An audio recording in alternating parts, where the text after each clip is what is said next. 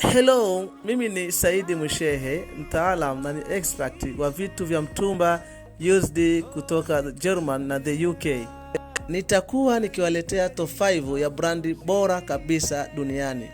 Vigezo vinavyotumika ni durability, uimara wake, performance, namna ambavyo inatoa moto vizuri, namna ambavyo inakausha nywele kwa haraka, na namna ambavyo inabana matumizi ya umeme.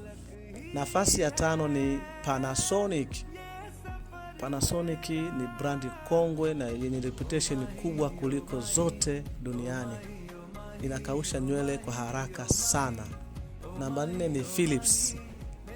Philips ni brandi maarufu sana Ulaya na hairdryer zake mara nyingi zinakuwa very expensive.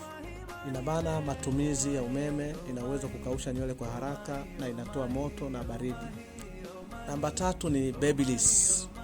Babyliss ni brandi ya Uingereza na wenyewe wamejikita sana kwenye bidhaa za nywele za wanawake. Wako nafasi ya 3. Nafasi ya 2 ni Remington. Hii ni brandi ya Marekani na ni brandi ambayo inakubalika zaidi nchini Marekani. Kwa kila saluni 3 nchini Marekani wanatumia brandi ya Remington. Namba 1 ni Revlon.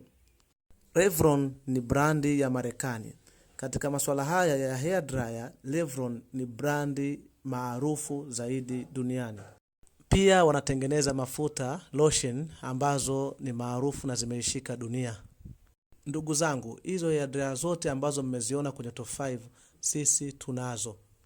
Pia tunazo hair color ambazo zinatoa mawimbi kwenye nywele kama ambavyo unaona. Pia tunazo pasi za nywele. Pia tunazo vimashine vya kutoa vinyoleo kwa wanawake, yani vile vinyoleo vya miguuni au kifuani vinatolewa permanently. Vitu vyetu ni original, vimekuja vya mtumba kutoka mjini Birmingham, Uingereza, the UK.